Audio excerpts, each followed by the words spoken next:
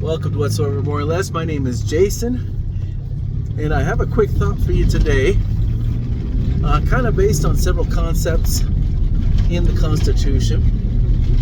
Okay, so first off, the concept of exclusivity. It's a very real legal concept, and when exclusivity is not clarified, so say for example the 10th Amendment clarifies exclusivity, right? In other words, where something isn't reserved to the federal government or prohibited to the states, the federal government is excluded from exercising that power, period. They're just excluded. That's all there is to it. That's what the 10th Amendment says.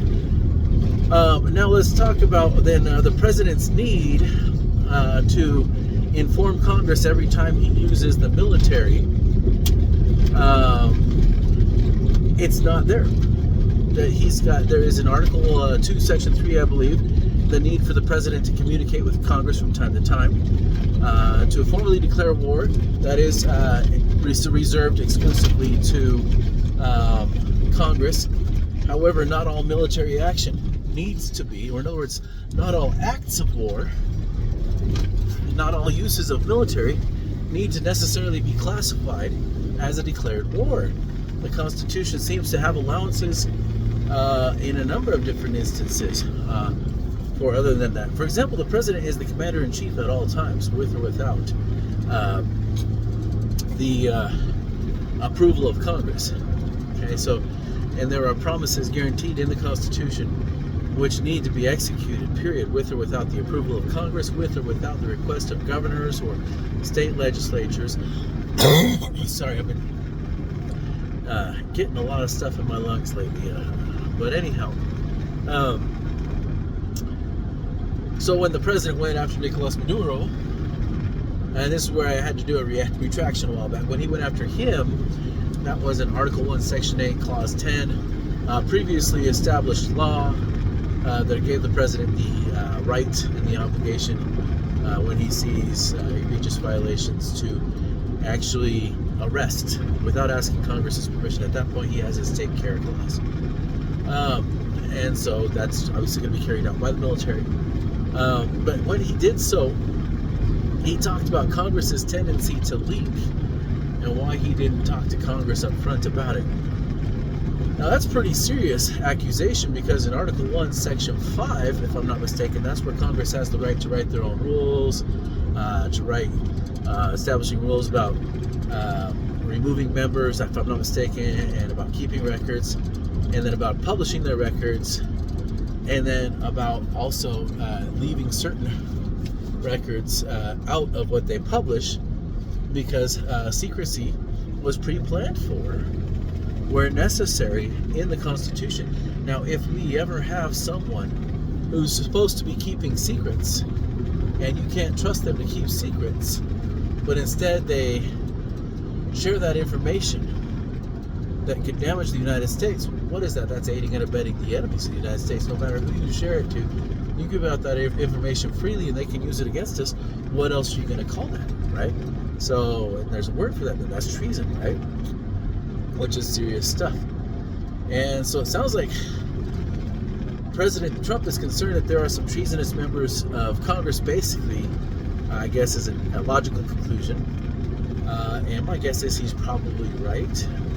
I feel like they've admitted to, so many people have admitted to so many manipulative tactics. I've heard Nancy Pelosi admit to them. I've heard Chuck Schumer admit to them. I've heard there's a Time magazine article on how they manipulated the 2020 election.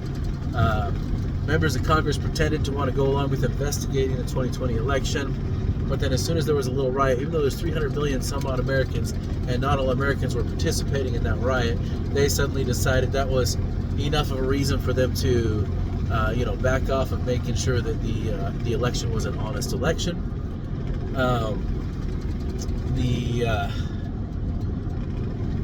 Some people, I'm going to go down, a rabbit hole for a second there. If you know enough prophecies surrounding probably these times, it's very reasonable to think that maybe potentially it was prophesied that that's exactly what would happen, that President Trump really did win.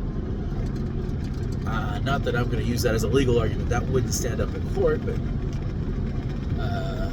I suspect it. I'm a believer. That's the name of this channel, is based off of my belief in the scriptures whatsoever, more or less, right? It's a Doctrine and Covenants statement. So you've got this requirement of confidentiality because certain information, if given out, would help our enemies, right? And so it needs to not be given out. Yet President Trump has come right out and said he's concerned that Congress tends to leak. So he doesn't tell them everything he's doing.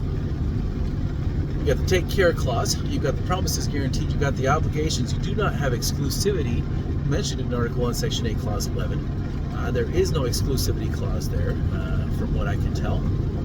And so I know that J. Reuben Clark argued that all the powers of war were granted to Congress. But personally, me looking at Article 6, Clause 2, and not to be qualified to argue with J. Reuben Clark, I would just like to sit down and have a conversation with him, be like, but what about Article 6, Clause 2? It says that the Constitution itself is a law, right? And it's not only a law, it's the supreme law of the land. And the president then has the take care clause to make sure that the laws are faithfully executed. So whatever's promised in the Constitution, when you can't count on Congress, if it's urgent enough, I think that's, part of the single unitary chief executive purpose, I think. So, all right, so we've talked about exclusivity, we've talked about secrecy, we've talked about the take care clause, and then also the need for the president to communicate. He's kind of a communicator in chief, I think, when you really study the Constitution. Obviously, Congress publishes what they're doing, right? But that's a group publication. But the president is an individual communicator who communicates with Congress what he's seeing that needs to be done. And the tradition has been to let that State of the Union address be published to all the people, and to let the president be a communicator to the American people. And I think this is appropriate. It's incredibly appropriate because it's the votes of the people through different mechanisms, either the Electoral College or the popular vote or this or that, that gets this or that official in office, trusted, this or that policy promoted, this or that amendment promoted, what have you. So when the president was suspicious that USAID money was being wasted over in Ukraine and investigated the Biden family, they impeached him over it. Makes me not trust Congress very much, honestly. It's like they don't want something being found out.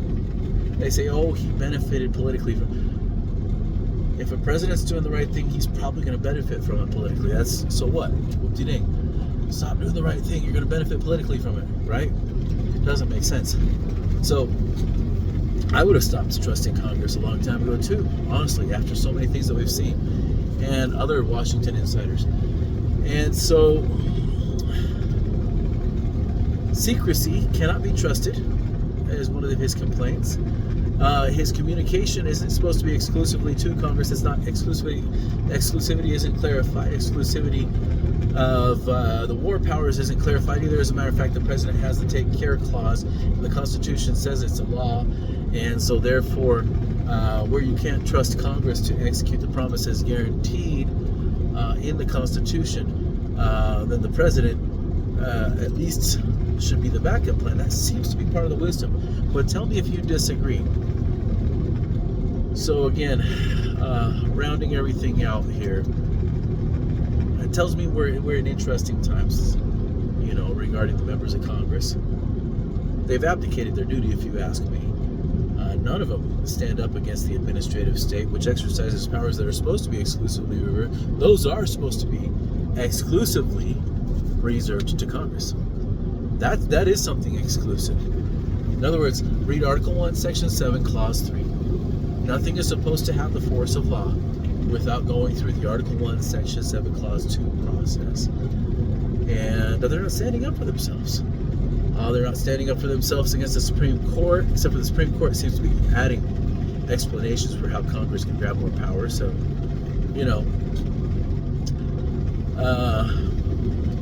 Pretty sad commentary on Congress, honestly. You know, yesterday I put out a video though, and I just want to say the most powerful actions in the Constitution that can be carried out, they're supposed to be carried out and approved ultimately through 3/4 of the state legislatures. It's in Article 5, the amending of the Constitution. So if the Constitution is going to be saved, you guys, it's not going to be through the Supreme Court. It's not going to be through the president. It'll be upheld. That's part of his oath of office. It'll be defended. But if it's going to be saved, right? You know, the president can keep the Constitution's head above water. Let's go ahead and say it like that. But if it's going to be fully saved and actually removed from the threat, that's going to come down to state level activity at some point, you know. And but the idea of state level activity has been a pretty shot down type of idea ever since the Civil War. Doesn't mean that the wording of the Constitution has changed.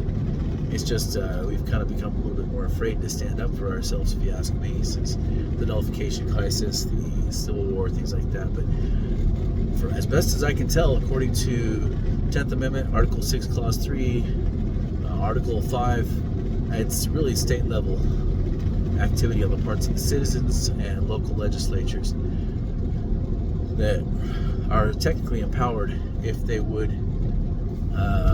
have the determination. So, but in the meantime, the president is the one that's put in to keep our head above water.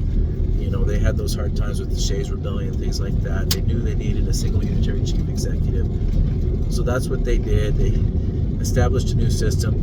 And I'm grateful President Trump's trying to do, I think, the right thing overall. I don't know everything about him. I've said it a million times, I'm not Mr. Rah Trump. Look, even George Washington, I recently pointed this out, George Washington had to be kept in check to a certain degree by Madison and Jefferson, and Hamilton was gung-ho to add as much power as he could to the single unitary chief executive. But there's supposed to be a balance to it. There's no denying we wanted that, but there's supposed to be a balance to it. So I think that's my thoughts for you. Kind of cross-reference the Constitution. Tell me what you think you find in there, if you want to, in the comment section. And yeah, thanks for listening, you guys. See ya.